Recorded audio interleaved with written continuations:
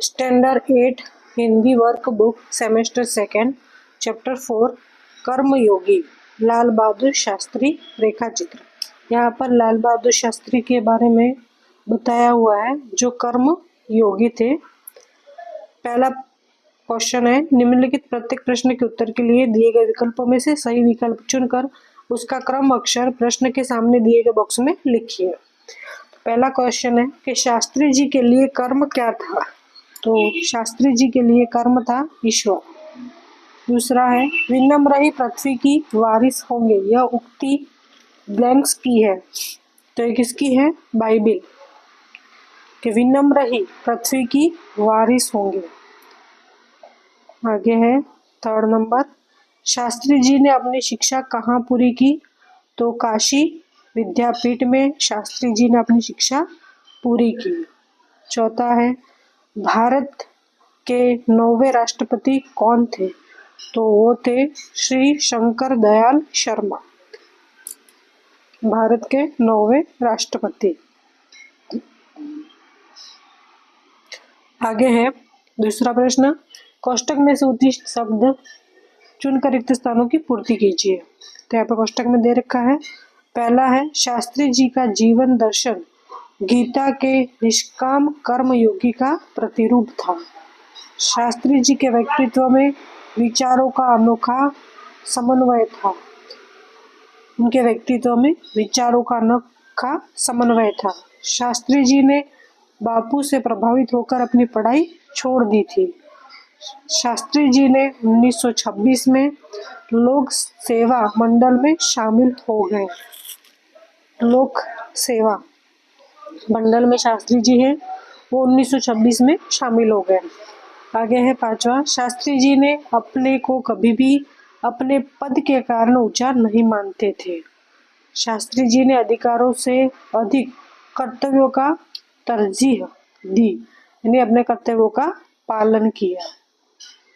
आगे है, सही व्याख्यान चुनकर विधानों को पूर्ण कीजिए। पहला है, शास्त्री जी लोक सेवा मंडल में शामिल हो गए क्योंकि वे सामाजिक कार्य करना चाहते थे। वो क्या करना चाहते थे? वे सामाजिक कार्य करना चाहते थे, इसलिए वो लोक सेवा मंडल में शामिल हुए। आगे है, शास्त्री जी ने सन 1932 में जेल गए क्योंकि उन्होंने किसान आंदोलन में भाग लिया था। ऑप्शन सही हो जाएगा कि उन्होंने किसान आंदोलन में भाग लिया था, इसलिए 1932 में उन्हें जेल हुई थी। आगे है तीसरा प्रश्न, लाल बहादुर शास्त्री केंद्रीय सरकार में मंत्री बने क्योंकि नेहरू जी ने उनसे इसके लिए अनुरोध किया था। लाल बहादुर शास्त्री, तो का ऑप्शन सही हो जाएगा कि नेहरू जी ने उनसे इसके लिए अनुरोध किया था कि आप केंद्रीय सरकार में मंत्री बने, इसलिए वो बने थे। आगे है चौथा प्रश्न कि निम्नलिखित प्रश्नों के उत्तर एक एक वाक्य में लिखिए। तो पहला है, शास्त्री जी किसे संपूर्ण भाव से समर्पित समर्पित रहते थे। शास्त्री जी किसे संपूर्ण भाव से समर्पित रहते थे? तो शास्त्री जी कर्म को ही अपना ईश्वर मानते थे और उसी के प्रति संपूर्ण भाव से समर्पित रहते थे कि अपना कर्म करते जाओ। दूसरा प्रश्न है, शास्त्री जी का जीवन दर्शन किसका प्रतिरूप था? तो शास्त्री जी का जीवन दर्शन है वो गीता के निष्काम कर्म योगी का प्रतिरूप था।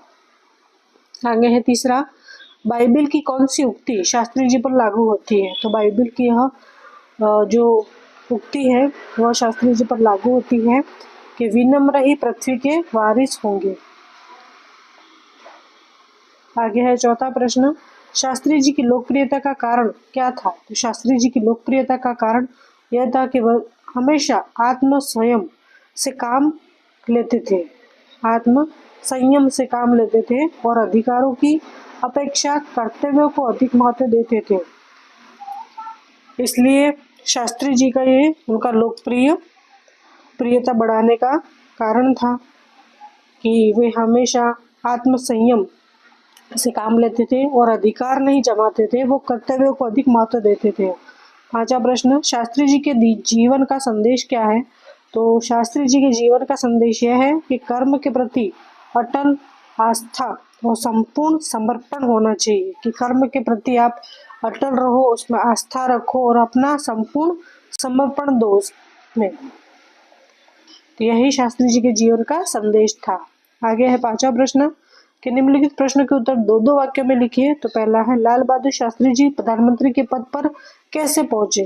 तो शास्त्री जी निरंतर कर्म में लगे रहने वाले कर्म योगी थे। अपनी इसी विशिष्टता के कारण उनकी एक ये विशेषता थी, तो उसी के कारण वे एक सामान्य परिवार से ऊपर उठकर देश के प्रधानमंत्री के पद तक पहुंचे थे। दूसरा प्रश्न है, शास्त्री जी देश के प्रधानमंत्री के पद पर पहुंचे, उसका क्या रहस्य है और क्यों? तो शास्त्री जी उन लोगों में से नहीं थे जो भाग्य के भरोसे बैठे रहते हैं और कभी अचानक सफलता प्राप्त कर लेते हैं। शास्त्री जी देश के प्रधानमंत्री के महत्वपूर्ण पद पर पहुंचे, उसका रहस्य उनके कर्म योगी होने से ही छिपा हुआ है। वो कर्म योगी थे, यही उनका एक रहस्य है। तीसरा प्रश्न है, शास्त्री जी की सबसे बड़ी विशेषता क्या थी? तो शास्त्री जी की सबसे बड़ी विशेषता यह थी कि वो एक साधारण परिवार में पैदा हुए थे। उनकी जो परवरिश हुई थी वो भी साधारण परिवार में ही हुई थी और जब वे देश के प्रधानमंत्री बने तो भी वे साधारण ही बने रहे, उनमें कोई बदलाव नहीं आया था। आगे है चौथा प्रश्न, श्रीमती इंदिरा गांधी शास्त्री जी को अपना राजनीतिक गुरु क्यों मानती थी? तो शास्त्री जी को भारतीय राजनीति की सही और गहरी जानकारी थी। इसी से प्रभावित होकर श्रीमती इंदिरा गांधी शास्त्री जी को अपना राजनीतिक गुरु मानती थी। आगे है छठा प्रश्न कि निम्नलिखित प्रश्न के उत्तर लिखिए। तो पहला है, शास्त्री जी के नाम के साथ कर्मयोगी विशेषण लगाना क्यों उपयुक्त है? तो शास्त्री जी का सारा जीवन कर्ममय था। वे भाग्य पर भरोसा कर बैठने वालों में से नहीं थे। वे अपने चिंतन और कर्म शक्ति पर भरोसा रखते थे, हाथ की लकीरों पर नहीं, कि अपना जो कर्म करेंगे उसी से हमारे फल मिलेगा। इसलिए वो हाथ की लकीरों पर विश्वास नहीं करते थे, भाग्य पर के सहारे नहीं बैठे रहते थे, अपना कर्म करते रहते थे। उनके लिए कर्म ही अपना ईश्वर था और उसके प्रति वे निस्वार्थ भाव से समर्पित थे। इस प्रकार जीवन भर उन्हें निष्काम कर्म में लगे रहने के कारण उनके नाम के साथ कर्म योगी विशेषण लगाना बिल्कुल उपयुक्त है। आगे है दूसरा प्रश्न, शास्त्री जी ने देश की किस आकांक्षा को पूरा किया और कैसे? प्रधानमंत्री के रूप में पंडित नेहरू एक समृद्ध राजनीतिक विरासत छोड़कर गए थे। उनकी मृत्यु के बाद उसे कुशलतापूर्वक संभालकर शास्त्री जी ने देश की आकांक्षा पूरी की। तो शास्त्री जी का चरित्र निर्मल था, उसमें अद्भुत संकल्प शक्ति थी, राष्ट्र को लाभ पहुंचाना उनके हर कर्म का एकमात्र उद्देश्य रहता था कि हमें राष्ट्र को कैसे लाभ मिले। उनके इन्हीं गुणों के बल पर वे नेहरू जी की विरासत को संभालने और उसे आगे बढ़ाने का कठिन काम पूरा कर सके। आगे है तीसरा प्रश्न, लाल बहादुर शास्त्री पर गांधी जी के आदर्शों का क्या प्रभाव पड़ा? लाल बहादुर शास्त्री पर गांधी जी के आदर्शों का क्या प्रभाव पड़ा? तो लाल बहादुर शास्त्री का एक जन्म है वो साधारण परिवार में हुआ था और उसी में उनकी परवरिश भी हुई। प्रधानमंत्री जैसे ऊंचे पद पर पहुंचने पर भी वे सामान्य ही बने रहे। विनम्रता, सरलता, सादगी और जन सेवा ही भावना उनके व्यक्तित्व के अभिन्न अंग बन गई थी कि वे विनम्र थे, सरलता, सादगी और जनता की सेवा करना ही उनका उद्देश्य था। और ये सारे गुण महात्मा गांधी के थे और जो शास्त्री जी में अपने आप आ गए थे। गांधी जी की तरह उन्होंने अछूतोद्वार कार्यक्रम भी चलाया। इस प्रकार लाल बहादुर शास्त्री पर गांधी जी के आदर्शों का गहरा प्रभाव पड़ा। आगे है चौथा प्रश्न, शास्त्री जी के संसदीय जीवन की शुरुआत कैसे हुई? तो शास्त्री जी में कार्य के प्रति गहरी निष्ठा थी।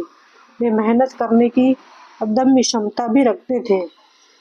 अपने इन्हीं गुणों के कारण सन 1937 में वे संयुक्त प्रांत की व्यवस्थापिका सभा के लिए निर्वाचित हुए।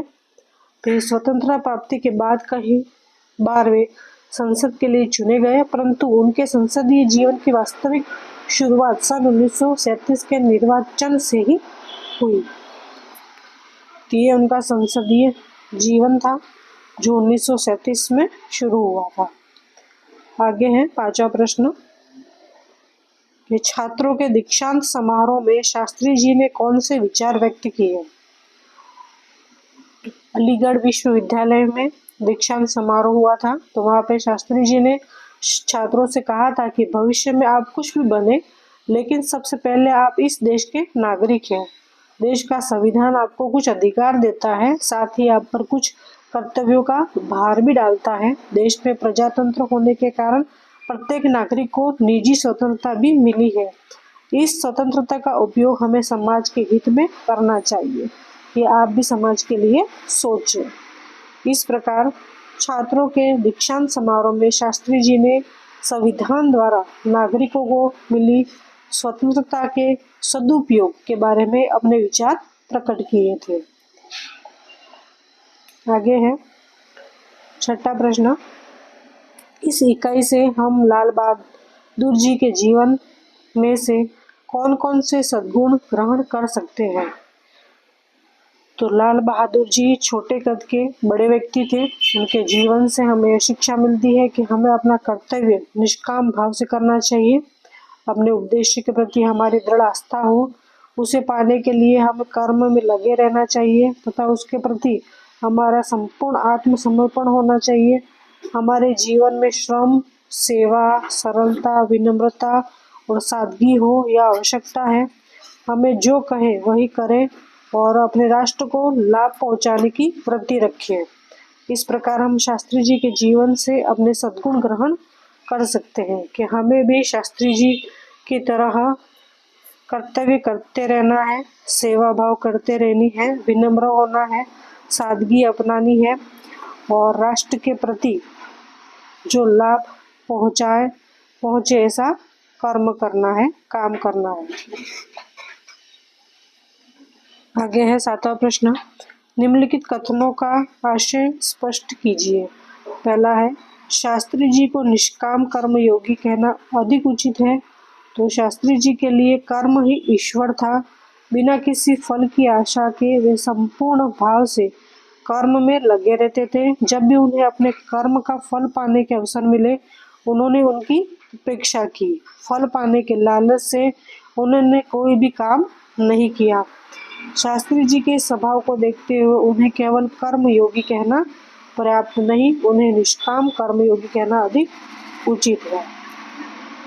तो शास्त्री जी ने जो कर्म किए हैं वो कर्म है वो ईश्वर मानते थे, कर्म को ही, और फल की इच्छा नहीं रखते थे। अगर फल पाने का अवसर भी मिलता था तो उनकी वो उपेक्षा करते थे। तो उनका जो ये स्वभाव है उनको देखकर हम उन्हें कर्मयोगी नहीं कह सकते, उनको निष्काम कर्मयोगी कहना ही उचित है। आगे है दूसरा प्रश्न, शास्त्री जी का व्यक्तित्व बापू के अधिक करीब था। तो गांधी जी देश के बहुत बड़े नेता थे, फिर भी उनमें अद्भुत विनम्रता, सादगी और सरलता थी। इन गुणों ने उन्हें अधिक महान और लोकप्रिय बना दिया था। गांधी जी के ये गुण लाल बहादुर शास्त्री में भी थे, इसलिए शास्त्री जी का व्यक्तित्व बापू से अधिक करीब था, यानी बापू की तरह ही शास्त्री जी भी का स्वभाव भी ऐसा ही था। आगे है तीसरा प्रश्न, शास्त्री जी का संपूर्ण जीवन श्रम, सेवा, सादगी और समर्पण का अनुपम उदाहरण है। तो शास्त्री जी कर्म को ईश्वर मानकर उसकी पूजा के रूप में श्रम करते थे। देश और समाज की सेवा में ही उन्हें जीवन की सार्थकता लगती थी। उन्हें सादा भोजन और सादा पहनावा ही पसंद था। उन्होंने जो कुछ किया पूरी निष्ठा और लगन से किया। उनकी यह विशेषता बहुत कम लोगों में पाई जाती है। आगे है संवाद है, संवाद को आगे बढ़ाइए। इसमें कम से कम 8 से 10 प्रश्न और जवाब हो। पहला है रिया, गांधी जी का जन्म कब हुआ था? सुनील, गांधी जी का जन्म 2 अक्टूबर 1869 में हुआ था। रिया, गांधी जी ने उच्च शिक्षा कहाँ से प्राप्त की? तो सुनील कह रहा है कि गांधी जी ने इंग्लैंड से उच्च शिक्षा प्राप्त की थी। रिया, गांधी जी दक्षिण अफ्रीका क्यों गए थे? सुनील, गांधी जी वकील के रूप में एक मुस्लिम व्यापारी का मुकदमा लड़ने के लिए दक्षिण अफ्रीका गए थे। रिया, दक्षिण अफ्रीका में रहकर गांधी जी ने किसका विरोध किया? तो सुनील, दक्षिण अफ्रीका में रहकर गांधी जी ने वहां की सरकार की रंग भेद की नीति का विरोध किया। आगे है रिया, दक्षिण अफ्रीका से लौटकर गांधी जी ने क्या किया? सुनील, दक्षिण अफ्रीका से भारत लौटकर गांधी जी ने यहाँ चल रहे स्वतंत्रता आंदोलन को आगे बढ़ाया। रिया, गांधी जी ने राजनीति में अपना गुरु किसे बनाया? तो सुनील, कि गांधी जी ने राजनीति में अपना गुरु गोपाल कृष्ण गोखले को बनाया। रिया, गांधी जी ने नमक सत्याग्रह कब किया? सुनील, गांधी जी ने सन 1930 में नमक सत्याग्रह किया। रिया, गांधी जी ने चरखे को क्यों महत्व दिया? सुनील, गांधी जी ने देश की गरीबी दूर करने के उद्देश्य से चरखे को महत्व दिया। आगे है रिया, 1942 में गांधी जी ने कौन सा आंदोलन किया? सुनील, 1942 में गांधी जी ने अंग्रेजों भारत छोड़ो का आंदोलन किया। रिया, गांधी जी की हत्या कब और कहाँ हुई? तो सुनील, गांधी जी की हत्या 30 जनवरी 1948 को राजधानी दिल्ली में हुई। रिया, गांधी जी की समाधि कहाँ है और किस नाम से प्रसिद्ध है? सुनील, गांधी जी की समाधि दिल्ली में है और वह राजघाट के नाम से प्रसिद्ध है। आगे है परिच्छेद यहाँ दे रखा है।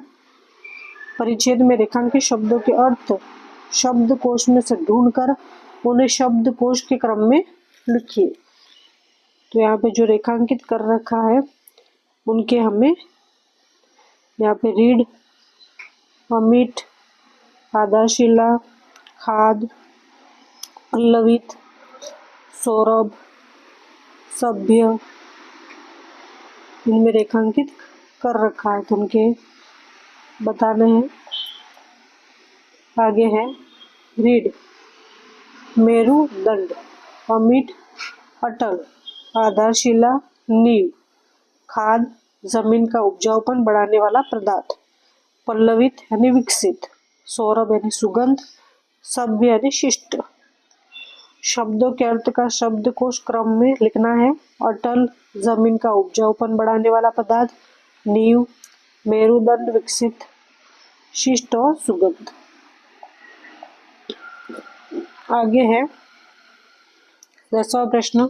एक था शेर, उसे अपनी ताकत पर बड़ा घमंड था। जंगल के प्राणियों ने उसको सबक सिखाने की बात सोची। छोटी चींटी बोली, मैं शेर का घमंड उतार दूंगी। अब इस कहानी को आगे बढ़ाइए और बताइए कि चींटी ने शेर का घमंड कैसे उतारा होगा। तो एक था शेर, उसे अपनी ताकत पर बड़ा घमंड था। जंगल के प्राणियों ने उसको सबक सिखाने की बात सोची। छोटी चींटी बोली, मैं शेर का घमंड उतार दूंगी। चींटी अपने बिल में गई और वहां से बहुत सी चींटियों को ले आई। शेर वहां सो रहा था। वहां जाकर सभी चींटियां शेर के शरीर पर चढ़ गई। वे उसके पेट, पीठ और टांगों में बुरी तरह काटने लगी।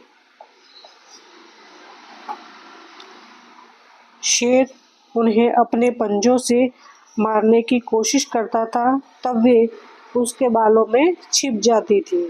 थोड़े ही समय में शेर आकुल व्याकुल हो गया। उस चींटी ने उससे कहा, वनराज, इन चींटियों से परेशान होना आपको शोभा नहीं देता। आपको तो अपनी ताकत पर बहुत घमंड है ना। शेर ने कहा, चींटी बहन, मैंने तुमसे हार मान ली। अब मैं कभी अपनी ताकत पर घमंड नहीं करूंगा। मैं शेर हूँ तो तुमने सवा शेर बनकर दिखा दिया। जंगल के प्राणियों ने खुश होकर चींटी का विजय जुलूस निकाला तो शेर का घमंड चूर कर दिया। आगे है 11वां, निम्नलिखित वाक्यों में से अपव्यय छाटिए। आपने जो अपव्यय छाटे हैं उनका वाक्य में प्रयोग कीजिए। पहला है, आज मैंने बहुत कम खाना खाया। तो अपव्यय क्या हुआ? आज। तो वाक्य बनेगा कि हम आज घूमने जाएंगे। अंजलि सोनल के आगे बैठी है, तो अपव्यय क्या होगा? आगे। वाक्य गांधी जी सबसे आगे चल रहे थे। मीनाक्षी और सालवी गांव जा रही हैं, तो अपव्यय क्या हुआ? और। तो वाक्य सोनम और नागेश सिनेमा देखने गए। अरे ये क्या कर रहे हो? अपव्यय हुआ अरे। वाक्य अरे विजय तुम यहाँ कैसे? Question mark. आगे है नमक सत्याग्रह और हिंद छोड़ो आंदोलन के बारे में लिखिए। तो पहला है नमक सत्याग्रह।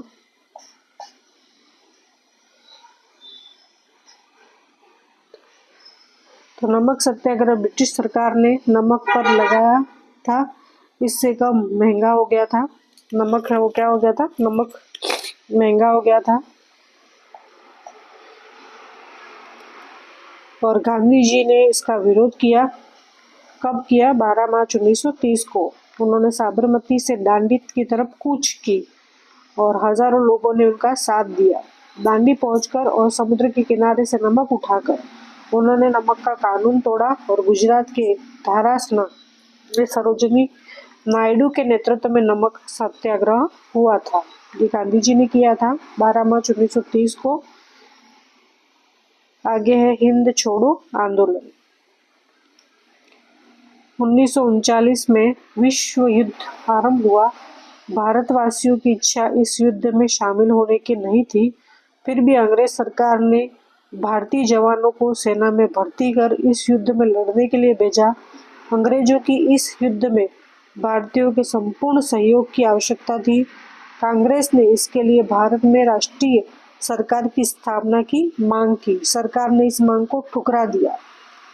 इसके विरोध में अगस्त 1942 में गांधी जी ने करेंगे या मरेंगे नारा देते हुए अंग्रेजों से भारत छोड़ने को कहा। हिंद छोड़ो आंदोलन से न ही भारत को स्वतंत्रता दिलाने की भूमिका तैयार की।